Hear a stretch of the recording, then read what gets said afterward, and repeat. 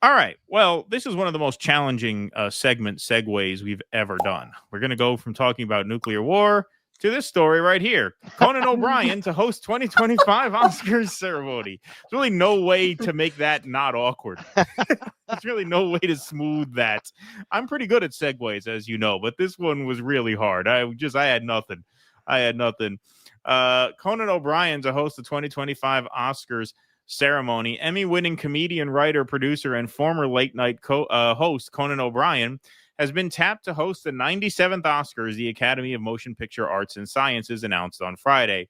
This marks O'Brien's first stint as a host, coming after 2 consecutive years with Jimmy Kimmel as MC. The ceremony is also coming off winning an Emmy for Outstanding Variety Special from a ceremony that yielded over 20 million viewers. True to form, O'Brien responded with humor to the announcement. America demanded it, and now it's happening. Taco Bell's new cheesy chalupa supreme. In other news, I'm hosting the Oscars, he said. We're thrilled and honored to have the incredible Conan O'Brien host the Oscars this year, Academy CEO Bill Kramer and President Janet Yang said in a joint statement. He is the perfect person to help lead our global celebration of film with his brilliant humor, his love of movies, and his live TV expertise.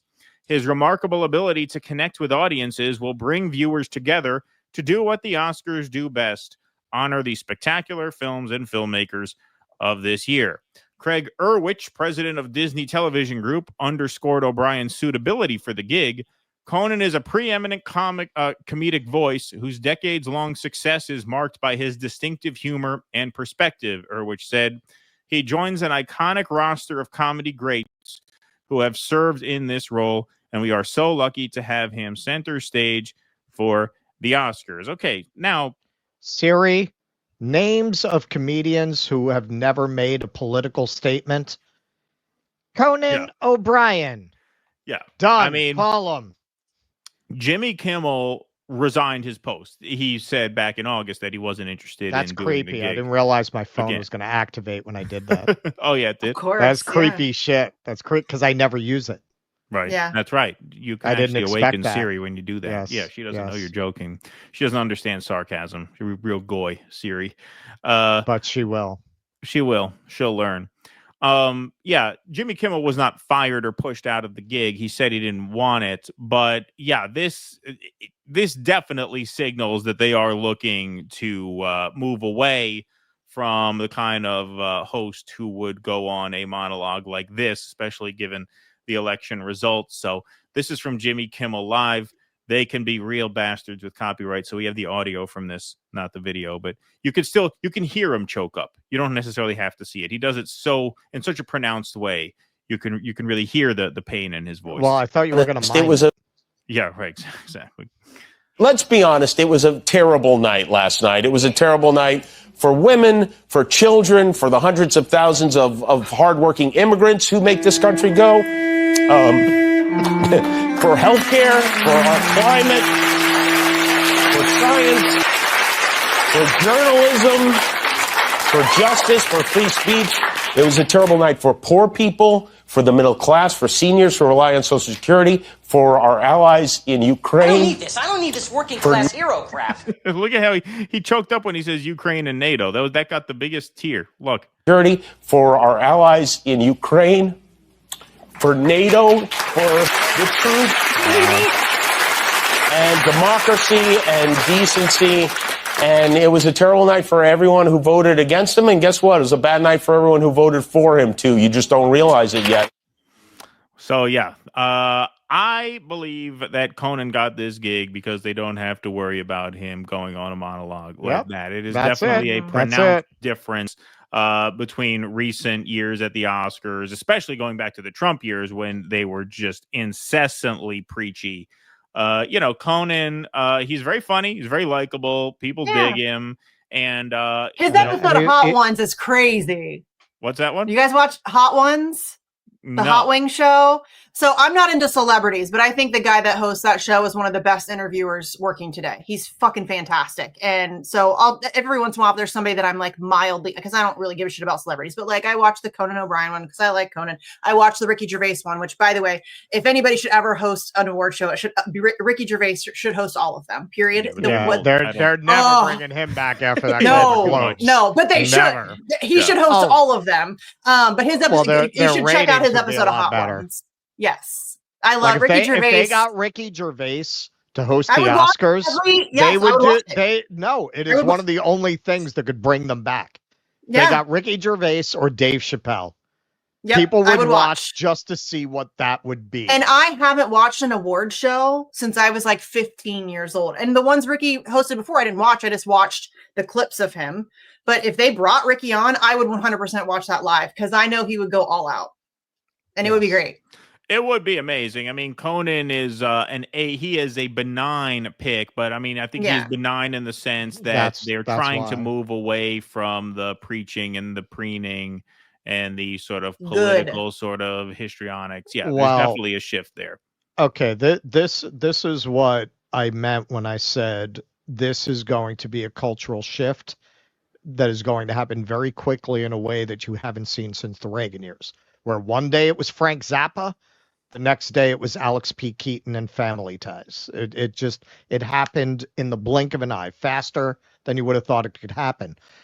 In the end, these actors who have been virtue signaling all these years, they like their money and they like their fame and they like being hired.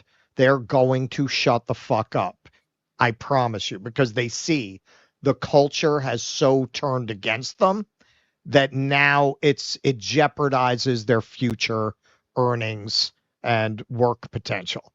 You are going to see the quietest group of entertainment industry professionals at this year's Oscars as you've seen in 10 years. Yes. And that is what America is going to say. Good. I think this election will finally drill the message into their heads. People fucking hate you. They hate you. They don't. We talked about this with Gary on Jimmy's show. Yeah, when Scarlett calls up the Avengers, it's not like it used to be, where when we would watch Arnold and Demi with Bruce, we liked them. We liked Julia Roberts. We liked them. We really loved them. They were American royalty. They didn't get the memo that people hate them now. They thought people would think it was adorable to watch the Avengers make dumb jokes about the election. So cringe. No, everyone hates you. I think this election finally got that across to them. Because as much as you are seeing some of them, as we'll get into in the Exodus segment later, you're seeing some of them virtue signal. Not like you'd expect. Not like you'd expect. Some of them are sticking their fingers out and saying, and you just mentioned that we used to like them. I think there's been, because there was paparazzi and the hardcore obsession with celebrity, it oversaturated the market. Like, everything there is to know about celebrities today. Like, where they eat lunch, what car they drive, what they wore today. Like it's everywhere. Like they're everywhere. And back in the day, I sound so old. But back in the day, we didn't know. We had like Julia Roberts didn't have Instagram. She wasn't taking pictures of her lunch every day. Like, there was this air of like unattainableness. Like, oh, these are cool people, and they're not cool anymore. Like, they're annoying, and they're again, it's just oversaturation. Like, we know far too much about these people. They try to shove themselves down our throats. It's like constant.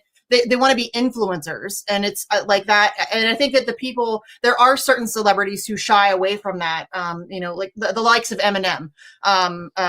He rarely leaves his house. Like, he doesn't. But he did go and do the event for Harris. Yeah, no, but I mean, I'm just saying, like, in a general sense, he doesn't do a lot. Like, that we're not over inundated with Eminem stories all day, every day. And I think that some of them have done a good job of like kind of trying to maintain that. But there are others who it is a constant barrage of like Kardashian style. We're going to shove ourselves down your throat all day, every day. And it's just obnoxious, and nobody gives a shit, especially right now. with the economy being as awful as it is, and then you have the Kardashians strolling around and with their Birkin bags and their, $10,000 earrings and the whatever. I mean, people are just over it. They're so tired of these people being given that level of, notoriety and power and all of that stuff. And I think that there's just been a massive shift in consciousness, which is great, because the obsession with celebrity has always been very strange to me. I get, having like a favorite actor or admiring somebody's work or whatever, but the obsession, like the crazy over the top obsession that certain people have with celebrity is it's just bizarre. I don't really quite understand it, but it's out there. Well, having been around actors, I've been saying this for a long time. If you know actors, the worst thing that ever happened to actors was giving them access to platforms to tell people what they're thinking. Yeah. They were a lot better off when the studios told them what to say. Yeah. All right, Joan Crawford, you go out there and wave. What would people have thought of Joan Crawford if the studio had not trained her in how to behave in public? No more wire hangers. Is that what we would have gotten? Instead, you got, hello. Yes, we just made a wonderful picture, and that was it. Nobody had any idea she was a drooling maniac behind the scenes. Now you know.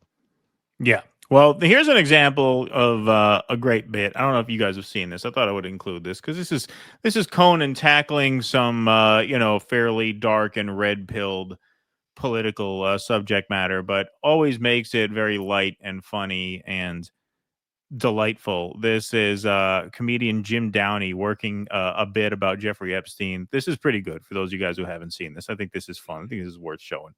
Said about Jeffrey Epstein, terrible things. No, Jeff. I'm talking about Jeff Epstein, the New York financier. Yes, we're talking about the same Jeff Epstein. No. Yes. No. Yes. I never heard. Oh, it was a big story in the news. Huge. No. Yes, for you to say no one ever Jeff said Epstein. Yes. Jeff Epstein. Yes, the financier. With the island. Yes, he had an island that I've never been to. Yeah. I'm pretty sure, with respect, if there was some news about Jeff Epstein, I would have heard. No, I don't know what rock you've been under.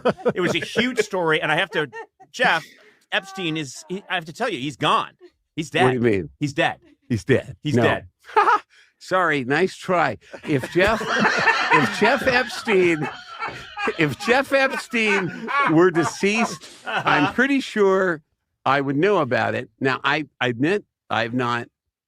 Probably since the pandemic, I have not talked to him. That would make sense. That would make sense. He's been dead for a number of years, Jim. I'll tell you, there's one easy way. Let's call Ghislaine Maxwell. No, we're not calling Ghislaine Maxwell. Why not? Okay. She's in prison. She's in prison for crimes she committed with Jeff Epstein. Ghislaine's in prison. Yes. Stop calling her Ghislaine. How do you know these people? Jim. Conan. Jim. All right. Jim, listen. Okay. Listen I'm to me. just saying, I don't. See, that's a delightful bit. Better than Jimmy Kimmel crying about NATO. So there you go. More of that energy at the Oscars. Please clap.